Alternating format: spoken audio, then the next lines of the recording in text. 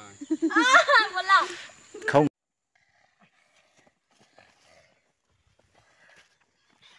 Rồi.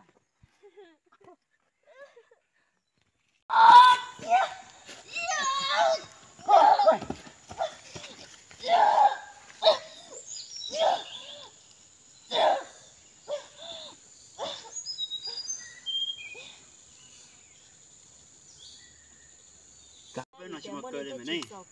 Ở bây giờ tao thấy giống một cơ cơ. Để thắm lên. Ý cho kỳ gì nhỉ? Ó cho. Lành gì?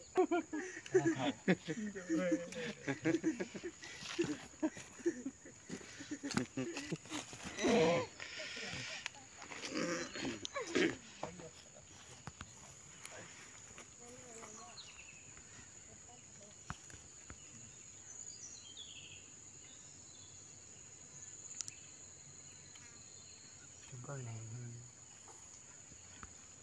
Nhưng mà lại có step đây. Hiện đại hạ. Yes. Chắc cái mùng lon lon thì cái Chuyện cảnh.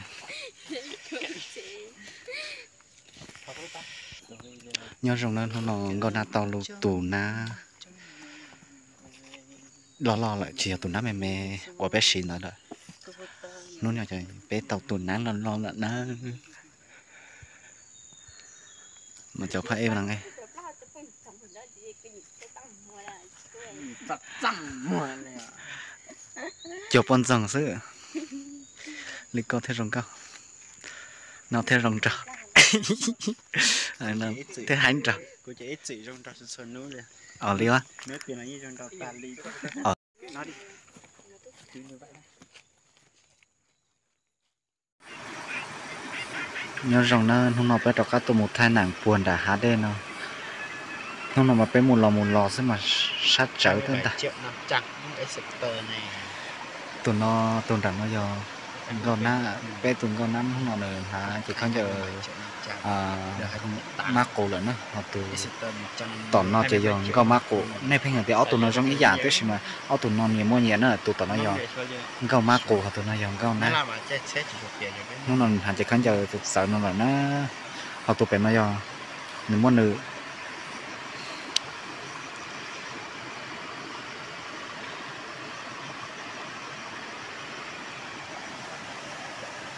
bé tụi con nó sexy cái nó sexy ha rồi có cái từ xe từ về rồi ta tỏ một thìa chờ thay nó là một bột đàn nó rồi một thay bột sắn đàn nó ít tiền là mà cho các lọc tiền nó cái nhóc tiền nó tỏ lại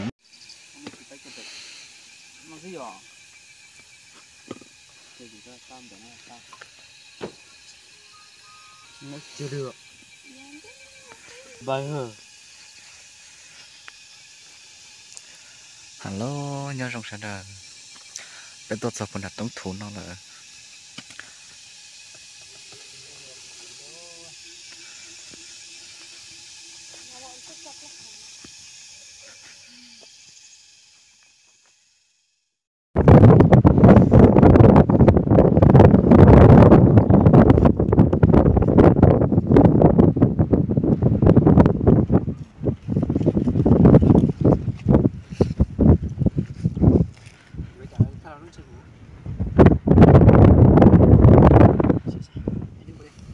Thì mà anh bỏ nó để có phân thế chẳng Có mà muốn chỉ có giật thấy mùa nó chỉ có sai thôi đâu. Đây là một đu vậy. Còn số này.